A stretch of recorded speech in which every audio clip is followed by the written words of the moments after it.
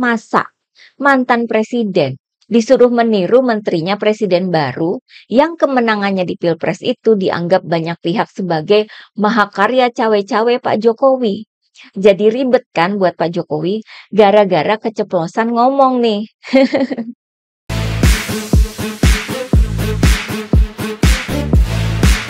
Hai teman-teman, jumpa lagi dengan saya, Nina Nur. Ini tuh kayak lagunya Slank ya. Ku tak bisa jauh, jauh darimu. Gak bisa jauh-jauh, maunya deket terus ya. Kalau dia ada, saya baru merasa semangat, happy, sumringah. Kalau dia nggak ada, rasanya kok males, mager, hampa gitu ya. Bisa dibilang menjadi suatu ketergantungan. Nah, ketergantungan itu di dalam politik merupakan sesuatu yang merugikan. Kenapa? Karena ketergantungan semacam itu justru akan menunjukkan kelemahan. Katanya kuat, punya power, punya kuasa. Kok ternyata tergantung sama pihak lain? Kan jadi jelek citranya. Tapi mengapa kok orang seperti Pak Jokowi bisa disebut punya ketergantungan pada PDIP? Atau nggak bisa lepas dari PDIP? Nah, ini nih. Gara-garanya adalah soal KTA, Kartu Tanda Anggota PDIP, yang ternyata masih disimpan oleh Pak Jokowi. Ini kan jadi pertanyaan ya, ngapain Pak Jokowi menyimpan KTA PDIP? Lawang sudah jauh-jauhan kan dari PDIP, sudah belok kiri, bahkan katanya kan mau mengurangi perolehan suara PDIP di pemilu kemarin, mau mengalahkan calon dari PDIP. Terus mengapa Pak Jokowi merasa perlu menyimpan KTA PDIP? Kalau disesuaikan dengan tindakan dan keinginan Pak Jokowi, harusnya KTA itu kalau nggak dibuang, ya dikembalikan saja ke PDIP sebagai bagian dari proses administrasi. Soal pengembalian KTA ke PDIP ini kan sebenarnya sudah ada sejak tahun lalu ya. Khususnya ketika Gibran dan Bobi mencalonkan diri di pemilu dari partai lain. Keduanya sudah diminta untuk mengembalikan KTA sebagai syarat administrasi. Yang mana syarat administrasi semacam ini kan sudah biasa ya. Di mana-mana juga begitu, baik di partai politik maupun organisasi lainnya. Namun, baik Gibran dan Bobi tidak juga mengembalikan KTA ke PDIP. Sampai pernah dipertanyakan oleh petinggi PDIP. Kenapa kok nggak mau mengembalikan KTA? Motifnya itu apa? Disimpan ya buat apa? Dan memang pihak PDIP saat itu atau pada saat Pak Jokowi masih menjabat sebagai presiden, PDIP itu nggak mau menagih-nagih soal KTA ke Pak Jokowi dengan alasan untuk menjaga etika dan kehormatan Pak Jokowi sebagai presiden. Kurang baik gimana PDIP ini sama Pak Jokowi ya? Seorang presiden yang sedang berkuasa, yang kemudian dipecat oleh partainya sendiri, itu kan bakal jadi skandal yang memalukan. Bahkan bisa sampai jadi pemberitaan media asing. PDIP menghindari hal-hal seperti itu dengan cara tidak mengutak-mutik soal keanggotaan Presiden Jokowi waktu itu. Namun, hanya menagih ke anak dan menantunya. Tapi entah kenapa, ketiganya nggak juga sadar untuk mengembalikan KTA ke PDIP. Masa orang selevel mereka nggak paham soal administrasi sesimpel itu ya? Dari sini sebenarnya sudah bisa dilihat bahwa memang ada maksud tertentu di balik penyimpanan KTA ini. Saya kira mereka memang sengaja menyimpan untuk terus ditagih, untuk terus diperhatikan oleh PDIP, dan tentunya jadi perhatian media juga kan. Artinya, mereka sebenarnya sangat membutuhkan PDIP untuk tetap eksis di pemberitaan media. Itu yang bisa disebut dengan ketergantungan, ya nggak sih? Dari PDIP sih begitu Pak Jokowi dan keluarga membelot, ya sudah, pergi aja sana, gitu kan? Bahkan pada bulan April lalu sudah ada pernyataan dari PDIP bahwa Jokowi dan keluarganya itu sudah jadi masa lalu, gak perlu lagi mengembalikan KTA. Jadi ngapain diperhatikan lagi? PDIP kan partai besar, punya kader-kader yang banyak dan berkualitas. Kader-kader lain yang bagus juga masih banyak kok. Contohnya, Pramono Anung. Gak disangka-sangka kan sama publik, sama partai-partai lain. Ternyata Pramono dan Rano Karno bisa menang di Jakarta. Artinya PDIP santai saja ketika kehilangan Jokowi dan keluarganya. PDIP sudah move on. Tapi ternyata Pak Jokowi lah yang belum mau move on. Soal KTA yang harusnya tidak lagi diomongin, karena kan dari PDIP sudah nggak peduli lagi. Entah kenapa, malah yang kelepasan, keceplosan adalah Pak Jokowi sendiri.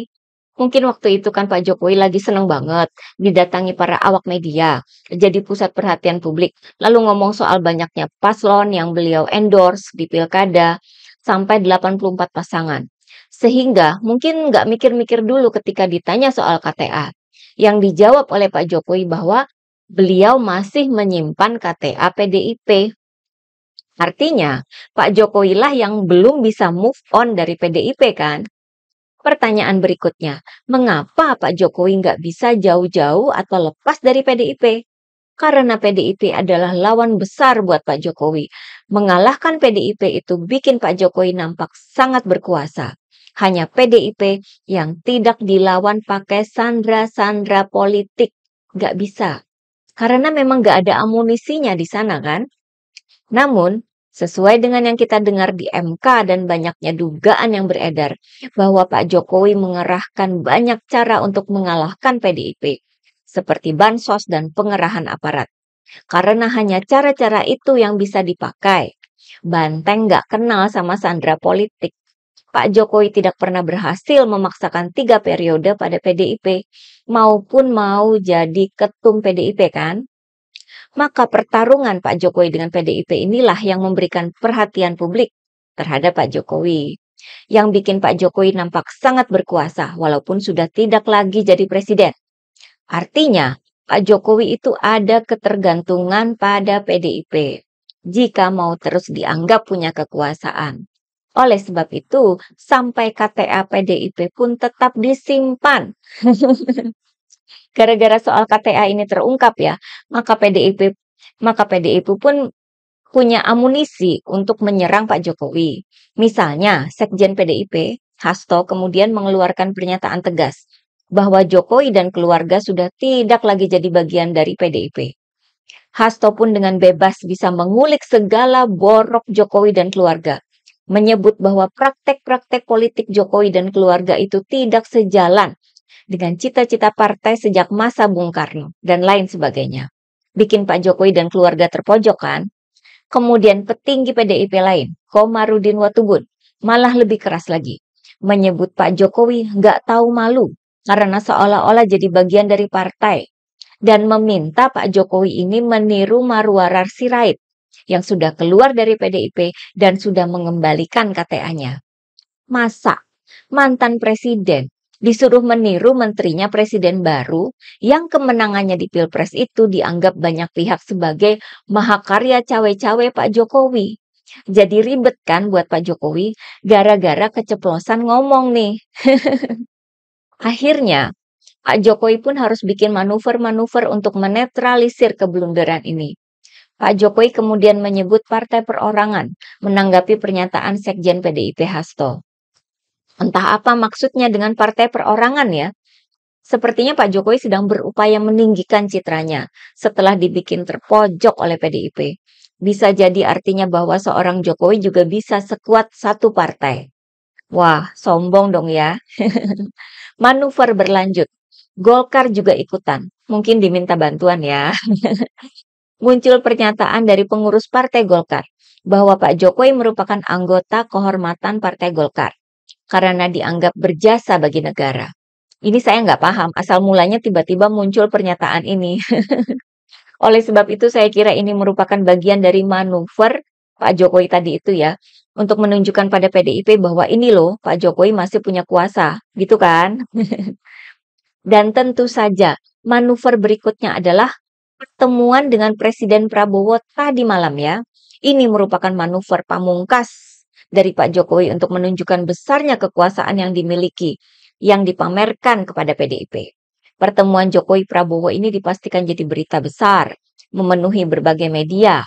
Alasannya sih kangen sama Pak Prabowo. Tapi, kalau teman-teman lihat video pas mereka makan ya, kok kayak orang berantem itu muka-mukanya. Memang di depan para wartawan sih terlihat sumringah, tapi kita nggak tahu di dalam rumah itu apa yang terjadi kan. Saya hanya sempat melihat potongan pendek video mereka makan bareng ya. Yang saya lihat ya seperti itu, pada buram gitu muka-mukanya. Lalu anehnya, petinggi Gerindra, anak buah Pak Prabowo, malah membantah bahwa isi pertemuan itu membahas politik. Nggak ngomongin politik katanya. Bisa jadi Pak Prabowo sedang berupaya menghindari dugaan sebagai presiden bonekanya Jokowi ya. Manuver berbuah manuver. Pak Prabowo pasti paham lah ya, bahwa di balik kunjungan Pak Jokowi itu ada citra yang mau diangkat. Artinya, bisa jadi Pak Prabowo lagi dimanfaatkan aja dong. Waduh, kasihan ya presiden kita. Begitulah manuver-manuver yang terpaksa diambil oleh Pak Jokowi. Gara-gara keceplosan ngomongin KTA. Jadi repot kayaknya ya, sampai bawa-bawa Golkar. Ya, kita hanya bisa mengamati dan menonton saja. Oke, bagaimana pendapat teman-teman? Terima kasih atas perhatiannya. Begitulah, kura-kura.